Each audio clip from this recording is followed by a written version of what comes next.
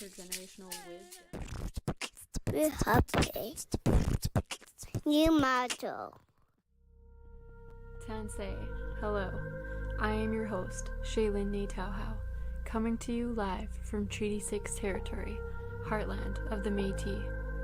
You are listening to Sacred Tea Cree, an Indigenous podcast inclined to center Indigenous voices and storytellers. Every week on this show, I will be sharing a connection from the roots of Indigenous and Métis peoples. We all have something important to share. Our lifestyles, our experiences, and our perspectives are all sacred. In this space, those stories can be acknowledged in their truest light. This is Sacred Tea Cree.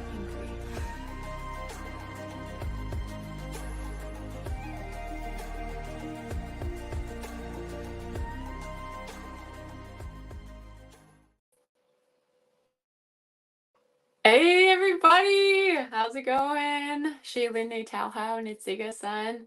Otsi, Saskatoon, Saskatchewan. Originally, I'm from Lac La Ronge, that's up in the bush. I'm Woodland Cree. I'm a mother of 4. I have 3 daughters and 1 son. Recently just had him about 5 months ago. He was a home birth. I work as an Indigenous birth support worker. I am a practicing student midwife, Indigenous midwife, that is, through the National Council of Indigenous Midwifery. I'm currently taking biomedical science on physiology and anatomy with Athabasca University. Lots of things going on in life. It's super busy, but the grind don't stop. I'm super motivated to get out of my comfort zone again and to start something new and to keep birthing this woman that I'm becoming. They say that when you have one child, it's the birth of motherhood. But on your second, your third, your fourth, it's always a rebirth of new motherhood. And that's where I am again. And so, welcome to episode Peyak of The Birth. I'm so happy to acknowledge this space. I'm here in my medicine room in my basement of my house. My kids are going to sleep now, and I get this time to connect with you all, and I'm so excited. I see that we got 3 viewers right now. That's awesome. Thank you so much, guys, for tuning in. You guys can ask any questions. I don't know how it's navigated on the other side, but I'm new to the StreamYard thing again. I was in a podcast prior to Sacred Tea Cree, and that was called Here for the Shift. And it was 4 of us women that were all connecting from different parts of Canada. And I think one of the women, they were from the States actually, but we all connected on that podcast, Here for the Shift. It's actually still on YouTube, still on Facebook, kicking around. Our videos should be still up somewhere if you wanted to check those out. That podcast was all about shifting narratives and expanding love. And I really miss that podcast. I would go back to it and connect with those women all over again. That was extraordinary. And that really, like, from those days forward to now, I'm like, man, that's what really sparked this one, is that podcast. And so give those videos a check those videos out. I'm probably never gonna look back on these videos because you always get better.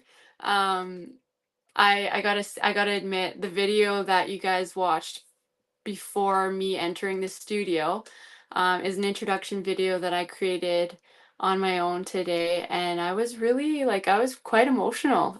Waves of emotions were like, wow, like, I'm creating this, like, I'm putting so much time, energy, love, and like, making this huge commitment, and I'm full of integrity to continue making content for you guys. And I don't necessarily like the word content. I'm going to find another word for it, but it's just producing livelihood. And like I want to, through the birth of this podcast, I want to connect with community.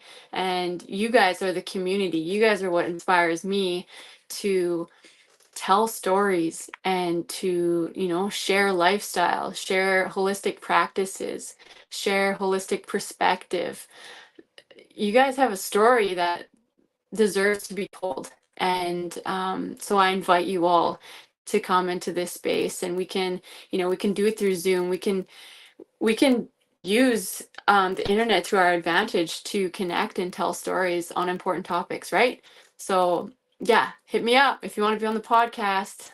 You can be featured. You can be featured here, and I highly recommend it because I want to hear other people speak and just build connection and family, right? That's what it's all about. So yeah, episode Peyak. Woo! I'm just trying to get my nerves out because I was a little bit like, oh, cringe hearing my own voice, and um, like just trying to get myself out here because I got it in me. I got some jokes, and I got good energy, and so yeah, I brought my teacup. I'm going to share a little bit of the tea I'm drinking right now. We got a little bit of that apple spice, apple vanilla spice. It like makes you calm down at bedtime. But it's actually a beautiful cup. Mahigan is wolf. And this says, I don't think it's backwards, but it says, let's butcher it. Tap will aga him a will and tap will aga here meal will win. Living the truth and loyalty. It's a cup I got from my husband, probably last Christmas. Beautiful cup. And so, cheers if you're out there drinking tea or coffee with me. Let's get into it. So, I want this podcast to really flow when I come on, and those are my intentions.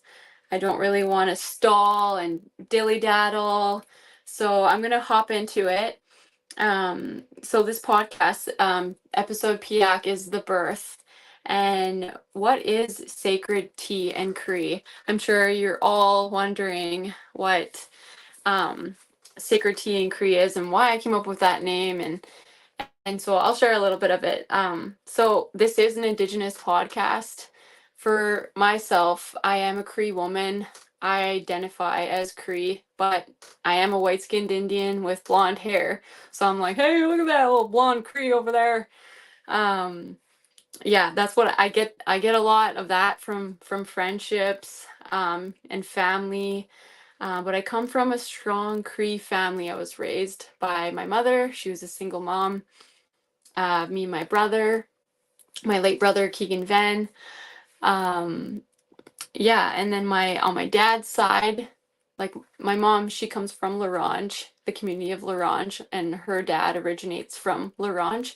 My chapan is late Senator Miles Venn, and he was chief of Lac La Indian Band for quite a while.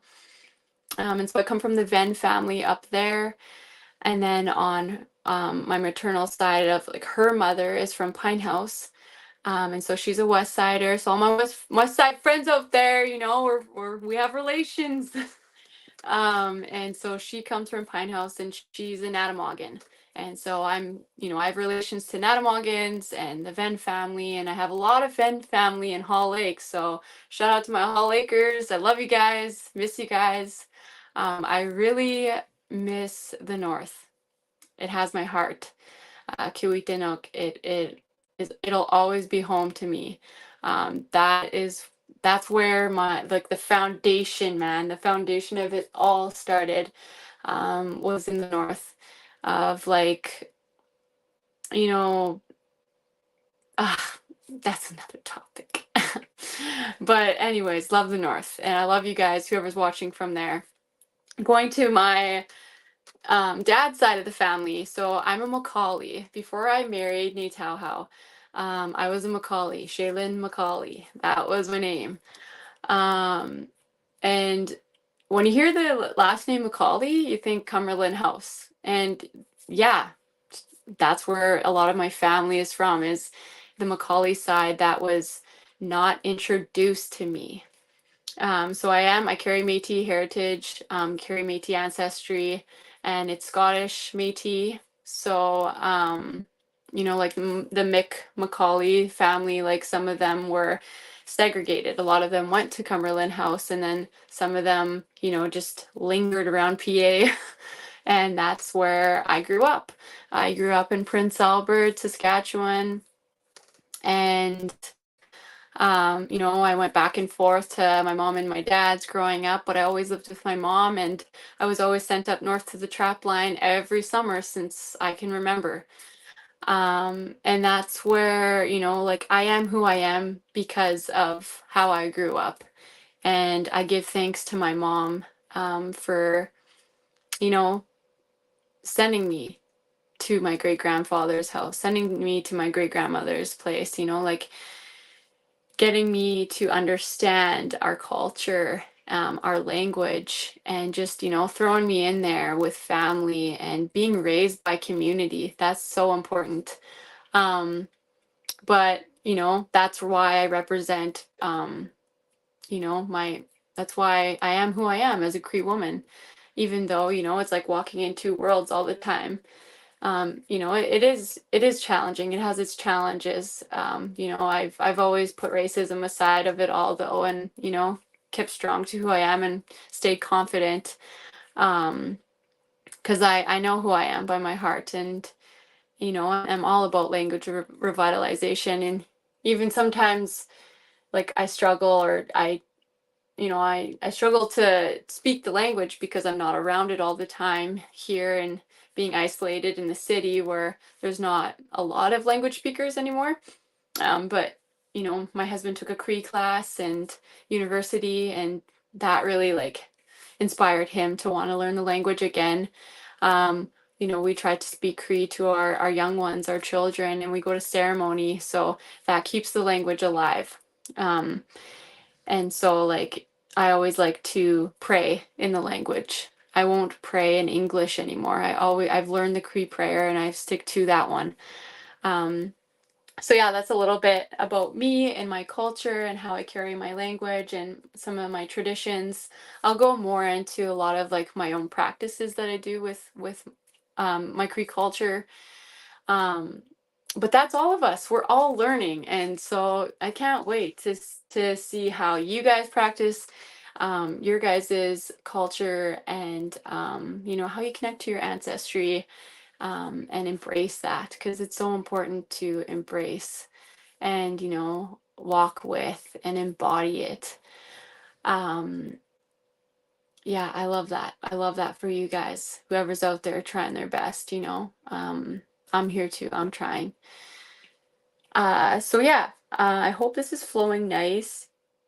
Sacred tea, back to what it means, because I wanted to hop on and talk about the what, the who, the where, the when, and the big why. But I also wanted to talk about the host, because it's important to get to know me and who created this. And I get to say like I'm a self-made podcaster, and I created this from my whole heart and spirit. I prayed on it, and you know what? Like actually, I'll tell you how I got the name Sacred Tea and Cree.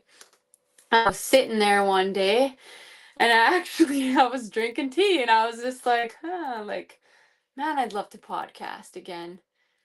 I'd really love that. Takes a sip. Yeah, I wonder what it'd be called though. Another sip. And then I thought, well, I really want to talk about something sacred. And then I started thinking about birthing, and then I started thinking about like the topics, and like what what could I talk about? And I'm like, oh man, like I want to talk about people's like lifestyles, and I actually do. I want to get right on the ground and like video, like real life action. Like I'd love to go out on the street and with permission, and talk to people who are struggling, like people that are homeless, man. Like that is that's necessary.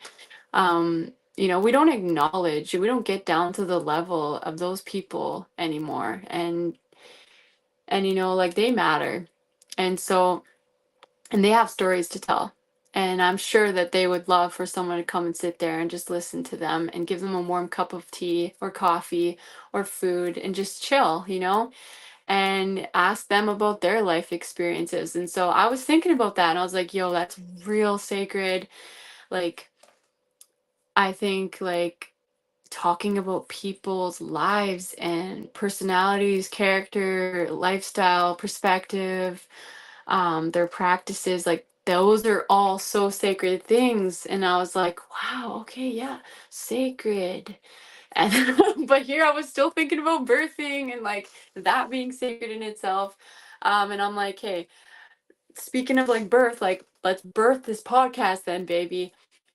And, and I was looking at tea and I'm like, sacred tea. And then I was, oh my gosh, happily, like, let's do this. So I was like, sacred tea Cree. It's beautiful language.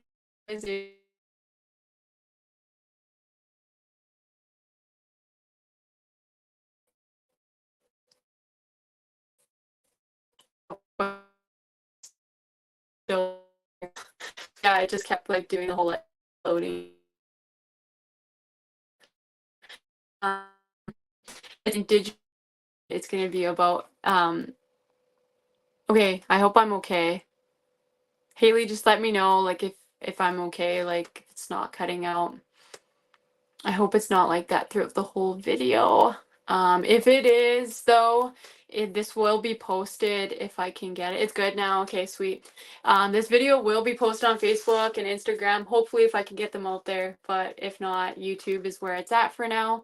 Yeah, so it's gonna be about back to holding the teacup and whatever. Um, my ADHD is just like whoop whoop. Um, it's going to be about centering Indigenous voices and Métis perspective and, all that. I really want to claim that Métis heritage, settle down. Okay, I love you. I love you, Shan. Thank you so much for coming. Say hi. Okay. But yeah, no, it's gonna be about yeah, like really I want to reclaim that Métis heritage again in my life, because it's in me and it's in all of us. And I'm not gonna say too many like hardcore jokes here, but I got a lot of them. But we gotta get to know each other first. Um, but yeah, so centering Indigenous and Métis voices. It's gonna be about like holistic perspective and practices. Of course, said a little bit about that in my introduction and whatnot, but about language revitalization too. So like talking with people of diversity. So there's going to be like even just having like an Anishinaabe woman or man come on, or like I know quite a bit of people around Turtle Island that would love to hop on and that speak different languages, speak their own mother tongue. And so like it's going to be about that. It's going to be about connecting to everyone, not just like specifics, specific indigeneity. Like it's going to be about everyone, it's for everyone. And that leads me to who is it for, and it's for anyone. Like I'd love for anyone to just want to hop on and talk about something they love. So right now, like in my head, besides saying just anyone, like that's women, that's men, that's youth, that's elders, that's like our LGBTQ two-spirited IA plus, man, like the whole community. And I really wanted to acknowledge them, because they hold a huge space in this world. And I'm still learning about that community. Um, and they've always been here. I've learned from our elders that two-spirited are the ones that are all around us. They're the protectors that see both sides of, of it all. And you know, I don't I don't claim to be um, a two-spirited person, but I feel like I have a good balance on my masculine and feminine side, and I could, get a good understanding about seeing from a man and a woman's perspective, and to, really hold in the in between. I've always been a protector for men and women, and but back to the circle that I'm envisioning, the youth are in the middle, and then it's the elders and the women and the men, and then the two-spirited all around. That's something that I'm just learning from, ceremony. And there's not a lot of ceremonies that I've been um, welcome into that explain that. And so if anybody out there that knows of anyone who can, connect me to that community, that'd be great. Anyways, and so this podcast is welcome to educators of all areas. That's like health professionals, knowledge keepers, birth keepers, leadership, storytellers, artists, like the whole holistic community, everyone out there that's, I want to go to like a skate park day and just like sit there with all the skateboarders and just, ask them like what their dreams are, um, what they would love to see the generations after them take over with skateboarding. My late brother was a skateboarder. He skated for as long as I can remember. Um, and so that holds like a huge part of, like that whole it's just I hold skateboarding pretty close to my heart. It's the number one thing that kind of connects me still to him. And I know that there's a lot of people out there that were really inspired by him and that still skateboard to this day. So I'd love to head over to the skate park one day and just be like, just, living it all and interview some young men and some women. I don't know of any women skateboarders anymore, but I'm sure they're out there. But yeah, so like it's really like this podcast is for anyone. And if anybody ever wants to be featured on here, I said it on my Facebook Live and I said it on my Facebook Live. If you guys ever think of a topic that you love or that you want to talk on, it can be anything. I swear on it, anything. You write it down, message me, and we'll get you on the show. We'll get a topic going. I'll do all the editing. I'm really trying to do this podcast once a week. And I don't know if Mondays are going to be the day, but I just wanted to try out a Monday evening. It's definitely going to be like an evening thing on the weekdays for me.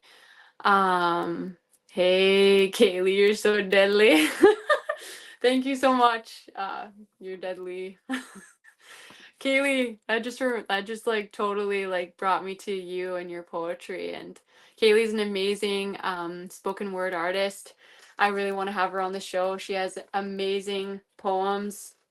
When I first met Kaylee, she wrote me a poem on the spot, and I thought that was amazing. It was like a whole page long, and she was just like this beautiful woman that just like walked into this boardroom and just like wise and and so beautiful. And so I can't wait to see her again, and get her on the show because she has so much to say, and she has an incredible story, and her story will change the world.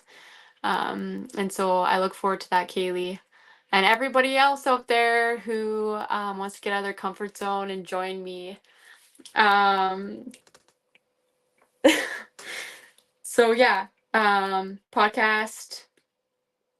Sorry, I just have a little bit of a notes so I don't go off track, but I feel like I'm flowing pretty good. I'm not trying to get ahead of myself and just like go blah blah blah, blah and race through it all. It's, I'm taking my time, but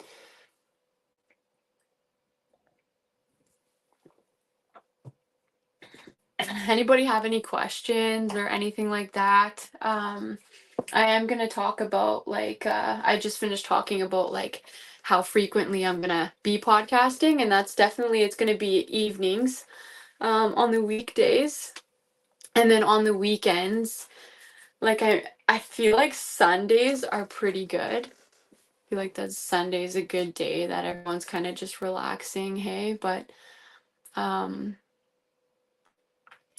yeah, if anyone wanted to like recommend like this would be a better day or whatever.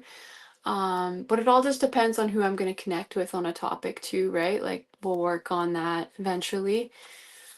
But there's definitely going to be like live action footage. I'm not going to be in this space all the time. I'm like, if we're doing hide tanning one day, we're going to be out pounding hide. We're not going to be in here talking about it, We're going to be outdoors and we're going to be filming that shit.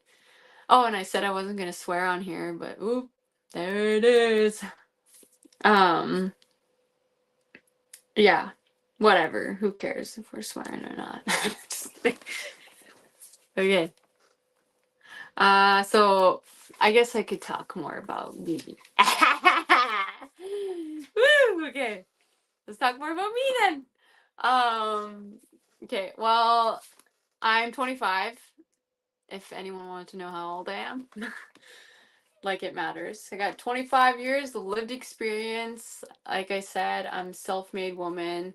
Um, my mom has said that to me even. She looks at me and she's like, you got here. You've made this woman that you are on your own. And I credit my mom though. I give my mom credit lots because like my strength comes from my mom, and my energy comes from my dad.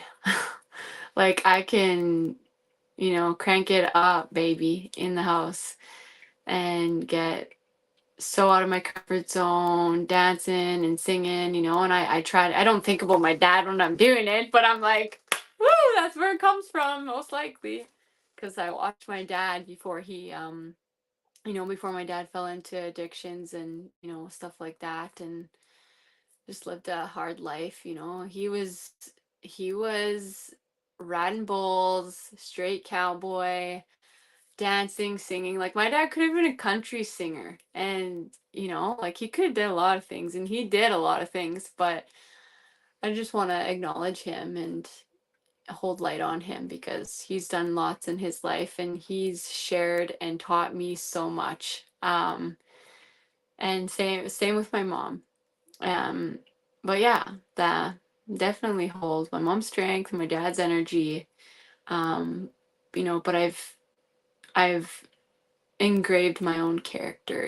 I've the other day it was so funny because I was like, honey, I'm nervous. Like I gotta get my other personality on. And then he was like, what? Like, because he's studying psychology, so it's just like, don't say personality. It sounds like you're cuckoo. And then I'm like, what do you mean cuckoo? And then he's just like, well, just say persona. And so I was like, okay, yeah, well, my other persona. So yeah, this is my other persona, I guess. But no, I'm pretty like upbeat, jolly. Just ask the crowd. Just kidding. Um, I've spoken that I'm a mother.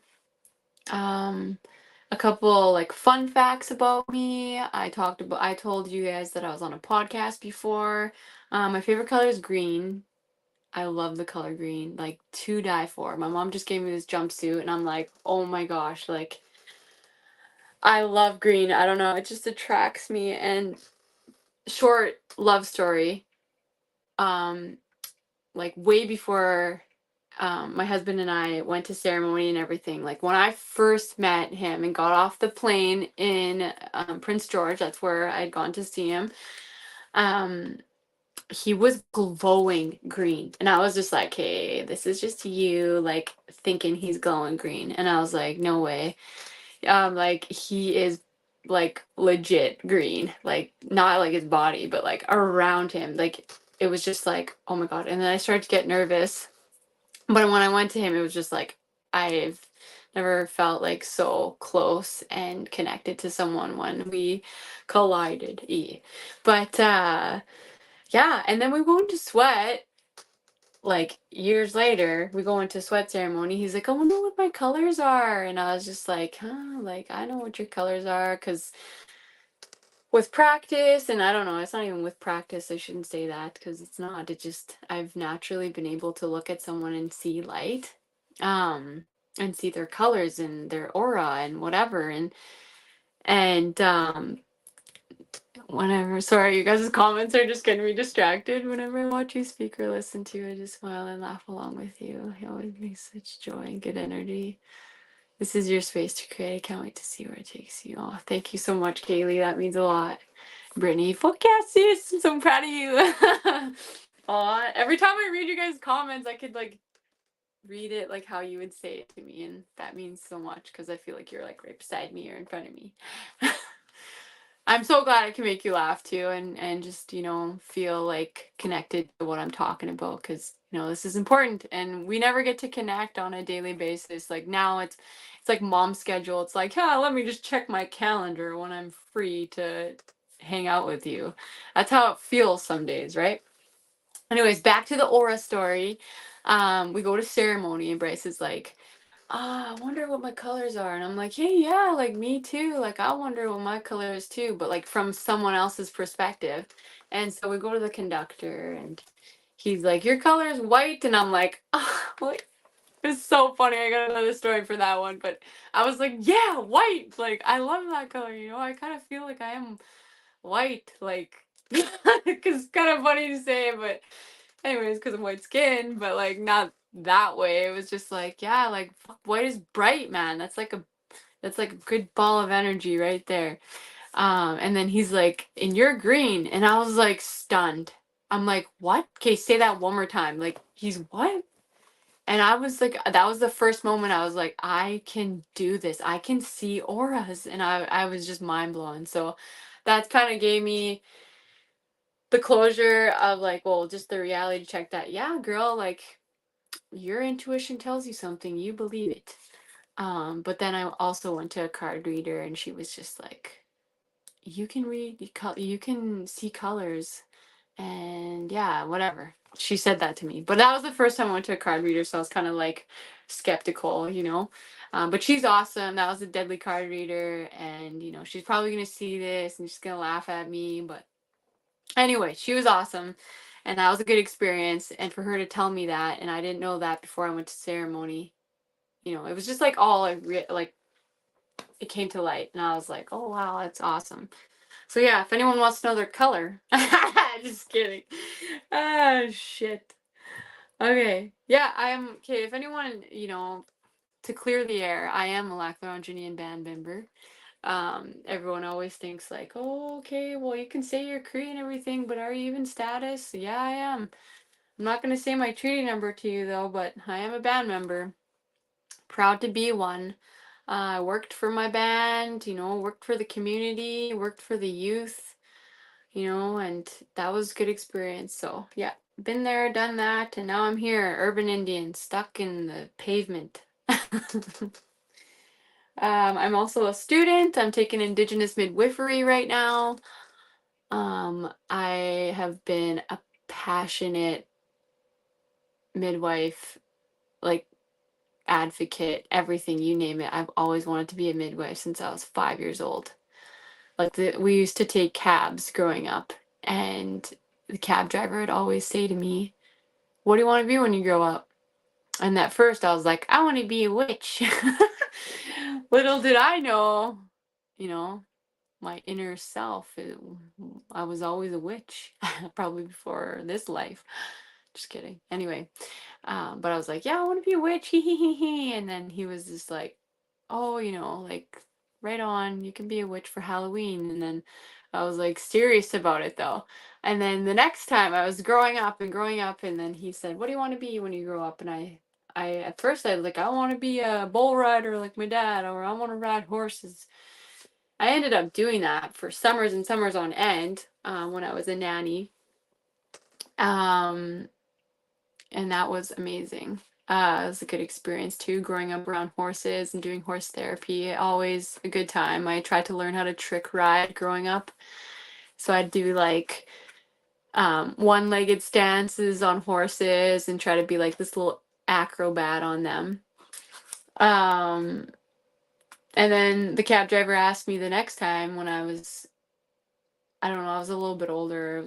I was around like 5 or 8 years old, and then he asked me, "What do you want to be?" And I was like, "I want to be a pediatrist." It was like, what? Like, how did she know that word? And like, I was just like stunned. I wanted to deliver babies, and then sure enough, my mom said, "That's a midwife, Mom." And she started to tell me stories about her great grandmother and her grandmother, and how they were midwives back in the old days up north when there was no doctors. They delivered their babies, and women had their babies in the bush. Um, my mom was raised, by the way, on the trap line with her brothers and sisters. Um, like they were raised land-based before residential school. My mom is a residential school survivor along with my aunts and uncles. And they still remember growing up on the trap line, and they still carry that deep within them, those values and those teachings. And I love that in them when I see how hard they work. Because I see that strength, like how strong it made them to grow up with the parents that they did. My mushroom and my cookum did well. They did as best as they could, and I love my family. But they grew up in the trap line, and like they went to the residence. But damn, they know how to laugh, and they know how to have a good time, and they're very family oriented, and they carry um, that kidship value, helping one another and helping community, and even like they take the shirt off their own back and give it to the person next to them. Um, so yeah. Another thing about me is I love to sew. I love sewing ribbon skirts for fun, even though my closet is not full of them. I did scrape this one hide. I scraped moose hide before, and Nancy Lafleur, she was sitting at a table at the university with my husband, and he was like, "You know my wife?" And then she was like, "Yeah, Tapuya, I know her." And then he was like, "Right on, yeah, she's doing a moose hide right now," and whatever. And so then oops, sorry, I touched the microphone. She got a hold of me, and I gave her the hair tuft from the moose hide, even though it had a bunch of bugs on it and ticks. And just kidding, no, I tried to get as much off as I could, but I gave that to her, and she made me a ribbon skirt, and I was so grateful. So yeah, I love to sew.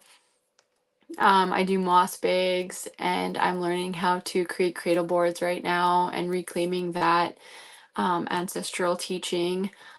Cradle boards, I just made one for my son, and it's beautiful, and I want to use it, but I still haven't finished my straps.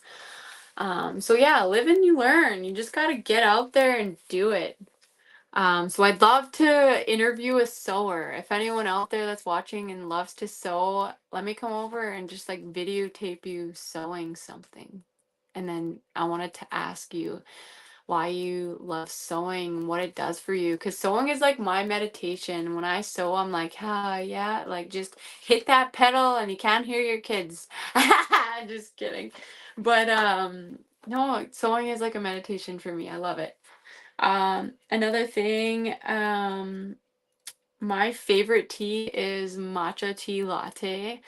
I'm not a Starbucks girl because it's way too expensive. Even though they opened up a Trudy one, I'm like, nope, I can make it from home. You can get $20 matcha tea powder or matcha powder from Costco. Um, my buddy Brent though, he got matcha powder for Trinity's birthday, and we tried to make her a matcha cheesecake, and I don't know. I don't like I can in my eyes I'm like, man, we could have done better. But she loved it and we all ate it, and but I'm sticking with the tea. Matcha tea is where it's at. Love having it. What's your guys' favorite tea? Comment what's your favorite tea. I'm gonna check it out. I told you guys I was drinking apple spice vanilla or whatever this is. But I also got like my honey pick me up Timmy's. This is not a sponsored video, by the way, but I got Timmy's. And I also got a kombucha because, yeah, love to drink that. And then I got some lemon water, but yeah, just gonna piss myself before I go to bed. But yeah, um, I guess I can keep talking a little bit more. If you guys want to know anything about the birth of this podcast, please just let me know in the comments. I feel like I touched a lot on the things I should have, but what I'd like to talk about more on this podcast, and I just want to bring out that ancestral knowledge, um, because that's the way I've always inspired to live my life. I've always wanted to, in the summer times, it was like a routine, like you grow your garden in the summer, you harvest close to fall, and then, you go hunting in the winter, and you like, I just the way that you're supposed to live your life throughout the seasons. I just imagining it in my head. And just picture that for a moment, like think about it for how you would live your life every season. How can you live your life every season doing something that your ancestors did every season? You know, bring that back, bring those practices back. Those practices weren't just practiced, they meant something. Like it was a lifestyle. And my musham, my musham, whenever he goes picks medicine, he puts tobacco down. And me thinking like contemporary, you know, I'm like, you're doing protocol, mushroom. And he looks at me and he's like, what the hell does that mean? He's like, no, it's not whatever that is you said. He said it. This is what you just do. And I'm like, yeah, I agree. That way, yeah, that's what you do. That you put that tobacco, you always give something back. Um, And he said it's not even just about giving something back, it's giving thanks, being appreciative of that medicine, that what's offered to you, and not taking more than you should. Just taking just as much as you need. And so, I miss those times, because then, it wouldn't even be in English either. It would be full on Cree. He would just talk. And he'd be telling me everything, and it meant so much more than what it does in this English language. The Cree language was such a broad, is it diverse way of saying it. There was so much like love that went into it when they spoke, and so much more meaning. My Mushim, he speaks Y dialect. They say that TH is from the north, but like we didn't grow up speaking TH. We grew up speaking Y, and my Kukum spoke Mitchif. So yeah. But yeah, just thinking about the changes, the seasons, and how can we integrate ancestral lifestyle and ancestral ways into our own lives nowadays. We used to haul water. No one does that anymore. Like my mom still does that. She'll go and get her Culligan water or whatever it is in those big things. Yeah, she'll go and haul her water, and some of the practices that I've brought in, and I'll share them with you, is like making moss bags, learning how to do cradle boards, a lot of the teachings that I'm doing relate to what career I've chosen. Going back to Indigenous midwifery, really reclaiming birth, the sacredness of birth again, and all of our child rearing ways from the teepee. Um, that's what I'm integrating in my life, remembering the values of what each teepee pole means. That's what I really integrated into my family and cultivating that into my family. Um, and other things that I've done are like hide tanning. I'm a hide tanner. And I say that with like so much excitement and love and joy, and I take a lot of pride in it because it's hard work and there's not a lot of hide tanners anymore. And so anybody wants to come over and scrape some hide with me, please come over. I'm looking into writing some grants, getting connected to other hide tanners in the community. I know Nancy Gray Eyes is a hide tanner, and I want to learn from other high tanners because a lot of that knowledge is it's it's not being taken away. We're forgetting it. We're letting it just go. So we gotta take that back and practice, practice, practice, practice, because it's so important not to let go of that. Because man, like I've honestly one day I was like, we're going to high 10. I'm gonna do it. Like I'm so impulsive to stuff that I want to do, and I will do it. Like I seriously, like I was like just sitting there drinking tea one day, and I'm like, yeah, I'm gonna podcast. Just like thought just plopped on me. Um, so high tanning is something that I would love to come do a hide in the city, someone's backyard. Yeah, like I hide right in my backyard. And when we were taking that moose hide hair off, and there's a bunch of ticks all over it, and I was like, I wonder in the spring if all these are just gonna like unthaw. Oh my gosh, I just said that. If they're gonna thaw out, I wonder if these ticks are gonna thaw out and like jump everywhere, and I'm gonna infest my lawn with them. But I was like overthinking it, so I was like crushing them with my modified ulu, and I was just like, yuck. But anyway, whatever. If it happens, it happens. But yeah, like we scrape hides right in my backyard, so hit me up. Hi, Luan. Allergene would freak if I let her come in. She's trying to like peek in, and she's like putting her hand out.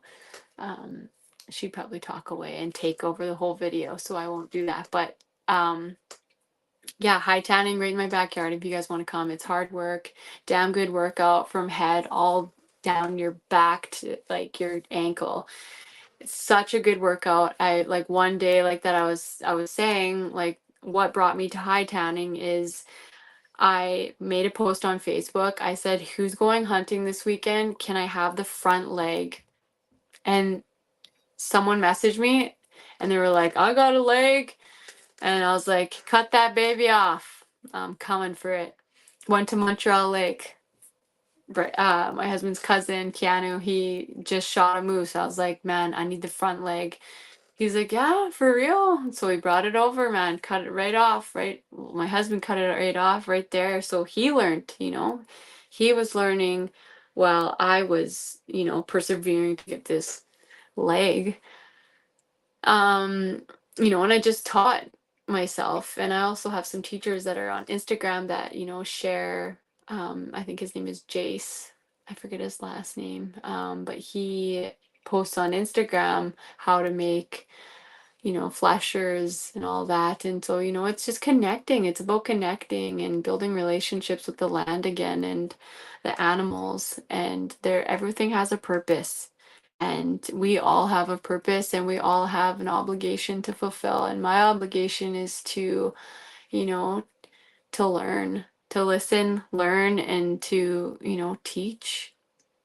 Everything that I learn in my life, I want to pay it forward. I want to create a ripple effect where I'm going to impact the next generation in a good way. I want to climb this mountain so that others after me see higher than where I was, you know? Nancy Graz is awesome. Judy Cook, Stanley Mission, does hides in her yard in the city. Wow, Judy Cook does hides in Saskatoon? I'm gonna have to message her. Wow, thank you for letting me know that. Thank you, sis. Awesome, Jennifer. Thanks for the update on that.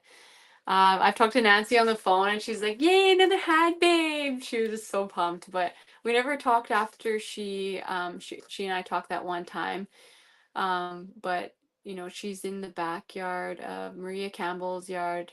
I talked to Maria Campbell the other day about hide tanning. She was like, "Yeah, I was out there too, just pounding away." And you know, the old people still got it. They still like there's you know, they can humbly sit down in front of you and say something, I want to learn, you know, still. And they're however old, they still are learning and they're still willing to listen and they have so many stories to share. And so I'm hoping to get on a podcast with Maria Campbell. She invited me over for tea one of these days and we're gonna hit it off.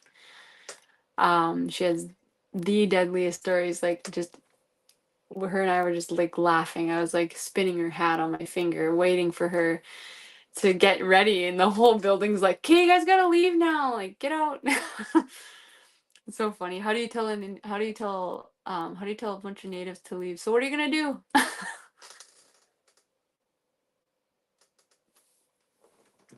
Well, on to the next. I think I should start.